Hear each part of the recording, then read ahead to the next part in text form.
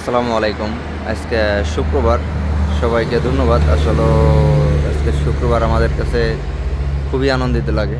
যদি পারিবারিকভাবে আসলে কোনো মানুষ যদি শান্তিতে থাকে, তাহলে একটা কথা আসলে বুঝলাম বা একটা বিষয় জানলাম। আপনার কাছে যতই টাকা পয়সা থাক না কেন, যদি আপনার পারিবারিক ভালোবাসা বন্ধন যদি সুখ না থাকে ফ্যামিলিগতভাবে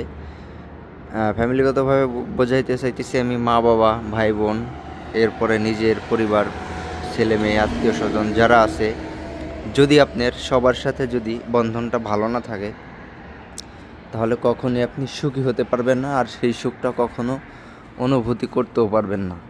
আপনার পকেট ভরা টাকা থাকবে, ব্যাংক ভরা টাকা থাকবে, জমি জমা থাকবে, সম্পদ থাকবে, কিন্তু সেই সম্পদের যে একটা আনন্দ, সেটা আপনি উপভোগ করতে পারবেন না যদি আপনি আপনার মা বাবার সাথে একতা না থাকেন, ভালোবাসার মধ্যে না থাকেন, পরিবারের সাথে ভালোবাসার বন্ধনে আবদ্ধ না থাকতে পারেন। এটা আসলে একটা জাহান্নামে পরিণত হবে। কারণ যেহেতু আমি দীর্ঘদিন সৌদি আরবে থাকি, এই ক্ষেত্রে বিষয়টা আসলে বুঝতে পারলাম। আজান দিয়ে দিচ্ছি, আমি একটু পরে কথা বলি।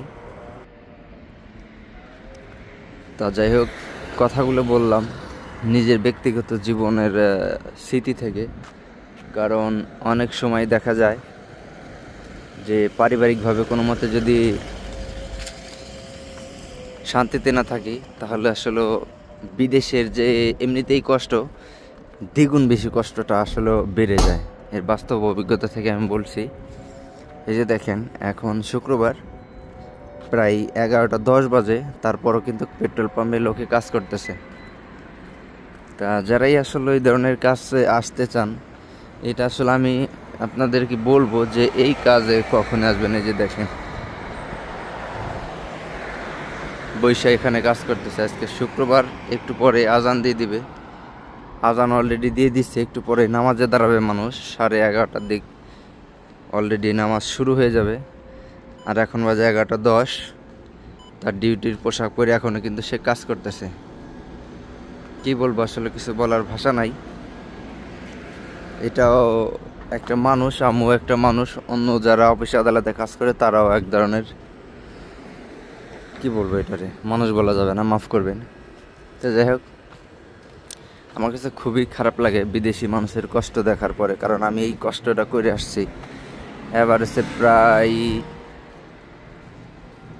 2 বছর 2.5 বছর এরকম ধরনের কাজ করছি। এই ক্ষেত্রে আসলে বলতে পারলাম যে একটা মানুষ আসলে কি পরিমাণ কষ্ট করে। এই যে দেখেন, ফুল গাছগুলো লাগাইছে, এগুলোর ভিতরে অতিরিক্ত বেশি যত্ন করে, যার কারণে আসলে এগুলো মানে ঠিকঠাক মতো আছে। যদি যত্ন না করতো, এগুলো কখনো থাকতো না। প্রতিদিন পানি দেয় এগুলো সকালবেলা অথবা গভীর রাত্রে। কারণ এইখানে রোদের ভিতরে বিকালবেলা পানি দিলে গাছ আরও মারা যায়। এগুলো হইতেছে বাকালা। আর সিস্টেমটা দেখেন বাহিরের কেমন। আসলে যারা দেশে থাকেন, একেবারেই যারা নতুন, তারা ভাবেন যে বাইরের দেশগুলো কতই জন উন্নতিও। বিষয়টা মোটেও নয়। যে দেখেন বিল্ডিংয়ের ডিজাইন কেমন, এর চেয়ে আমাদের শহরের বিল্ডিংগুলা অনেক সুন্দর। আর সৌদি আরব এমনিতেই আমার তেমন একটা পছন্দ না।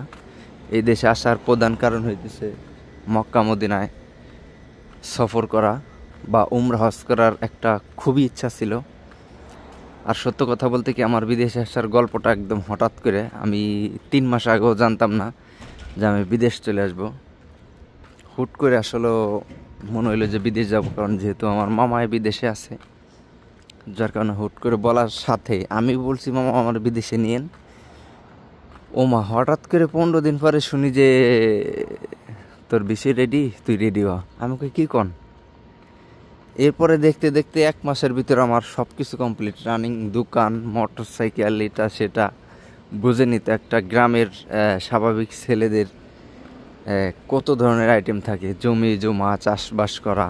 আমার পাকা ধানের ক্ষেত আমি কাটা শেষে, আসলে ওই সময় আমার ছিল, কাটার পরবর্তীতে আমি চলে আসি। তো যাই হোক, আসার পরে আমি দোকানে কাজ করতাম সকাল 8টা থেকে 12টা পর্যন্ত। 12টার পর থেকে 3টার পরে যাই দোকান খুলতাম। বাবুর মতো মোটরসাইকেল চালাই ঘুরতাম ফিরতাম। রাত 9টা বাজার আগেই, বিয়ের আগে প্রায় 12টা 1টা পর্যন্ত দোকানদারি করতাম। বিয়ের পরপরই 8টা বাজে আসলে দোকান করতাম। এর পিছনে অনেক কারণ আছে। আমি অনেকেরই দেখতাম যে নতুন বিয়ে শাদী করার পরবর্তীতে তারা আসলে সকাল সকাল বাসায় ফিরে যায়। আসলে মাইন্ড করার কিছু নাই। এই বিষয়টা কেন হয় আমি আপনাদেরকে বলি। যারা আসলে অবিবাহিত আছেন তারা বিষয়টা একদম বুঝতে পারবেন না। যারা অন্তত বিবাহিত আছেন তাদের হয়তো কানের কিনার দিয়ে কথাটা টাচ করবে। যাই হোক, আমি তো নতুন বিয়ে শাদী করার পরবর্তীতে বেশ 2 দিন 3 দিন 5 দিন 1 সপ্তাহ আমি অনেক রাত করতাম। প্রায় ওই 10টা 11টা বাসায় ফিরতাম। অনেকেই ঠাট্টা মস্কারি করতো যে নতুন বিয়ে শাদী করে কেন এখনও দোকানে। বললাম কাজ থাকলে কি করবো। যাই হোক, চলতে চলতে হুট করে একদিনকে অনেক রাত হয়ে গেছে।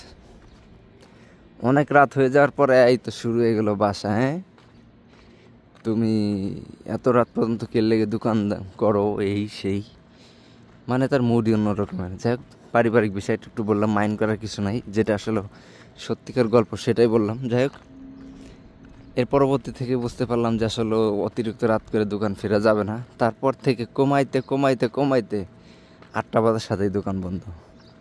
এটা এক ধরনের পরিবারের প্রতি ভালোবাসা বা আপনার যে ভবিষ্যৎ সামনে, ভবিষ্যৎ প্রজন্মের জন্য ভালোবাসা, তাদেরকে সময় দেওয়া, তাদের সাথে গল্প করা। আপনি চিন্তা করেন একটা বিবাহিত ফ্যামিলি যদি আপনি সারাদিনই দোকানে থাকেন আর যদি রাত 12টার সময় 11টার সময় আসেন, তাহলে মানুষ যে ব্যক্তিগত পার্সোনাল সময় দেওয়া বিষয়টা মতো রকম না।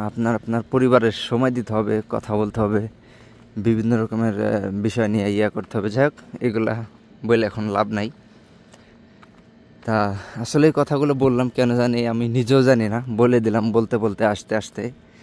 তা এই হলো একটা মানুষের সাধারণ জীবন। আর যারা বাইরে থাকে, বাইরে থাকার পর যদি আপনার পরিবারের ভালোবাসাটা না পায়, সেই ব্যক্তি একটা জাহান্নামের টুকরার ভিতরে থাকে।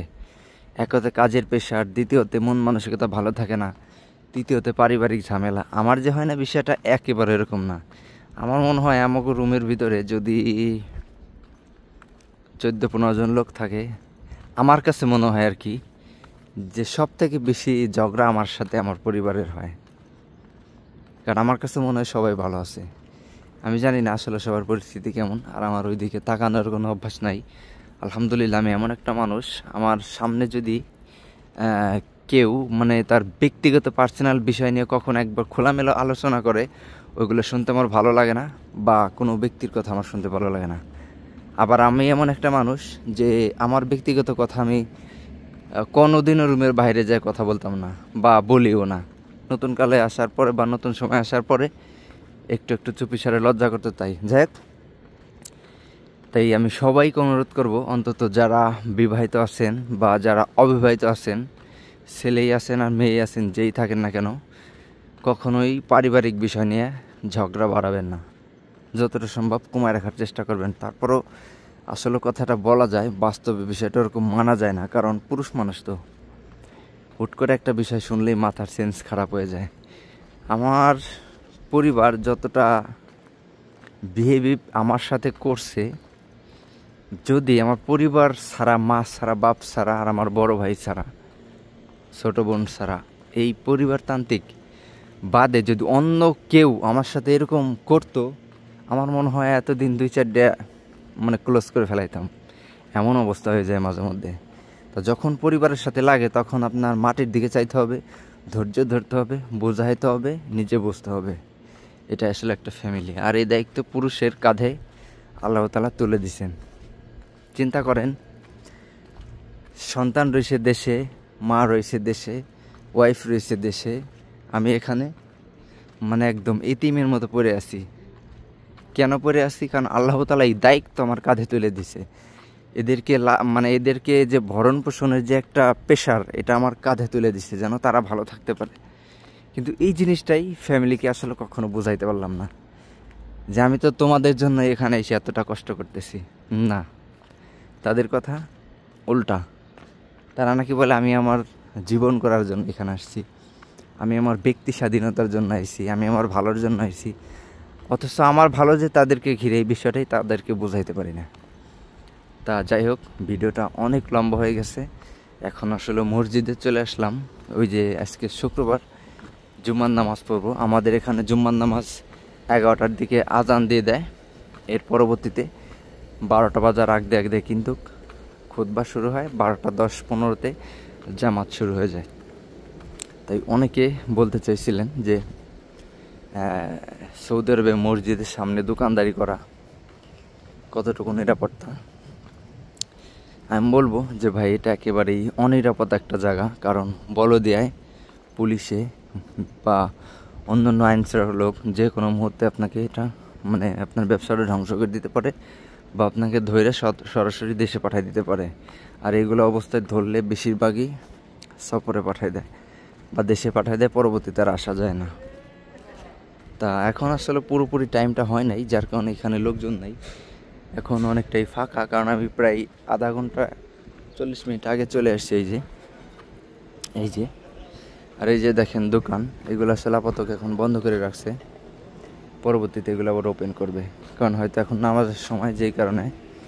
আর এগুলো দেখতেছেন পানির বড় বড় তালা যায়, এগুলো ঠান্ডা করা পানি, আপাতত এটা পরিত্যক্তভাবে আছে, কার্যকর নাই। তা যাই হোক, আমি সরাসরি কথা না বলে ভিতরে যাই, নামাজের ঘরটা আপনাদেরকে দেখাই যে আমরা যেখানে নামাজ আদায় করি এর পরিবেশটা কেমন। কথা কম বলবো, দেখতে থাকুন বিষয়টা। যতক্ষণ কেউ ইশারা না দেয় ততক্ষণ ক্যামেরা আজকে বন্ধ থাকবে না ইনশাল্লাহ।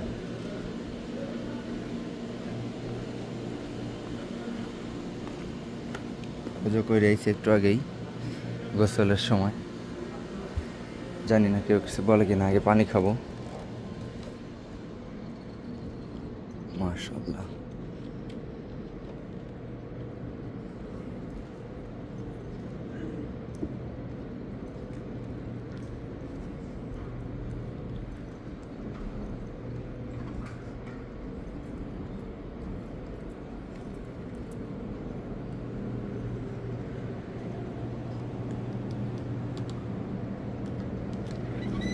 পানি খুবই শীতল ঠান্ডা। আসলে কি বলবো, কোথায় এই যেটা নদীর নাই, একটা নিচে আছে, ট্যাপ হয়ে গেছে, এটা নিলাম না। অনেক ঠান্ডা, এত ঠান্ডা সরাসরি খাওয়া যাবে না। যাই হোক, ছোটো সময় থেকে অভ্যাস ছিল স্কুলের সামনে যায় বসা, লেখাপড়া হোক বা না হোক, তাই এখনও সে অভ্যাস রয়ে গেছে, মসজিদের সামনে যায় বসি। যাই হোক,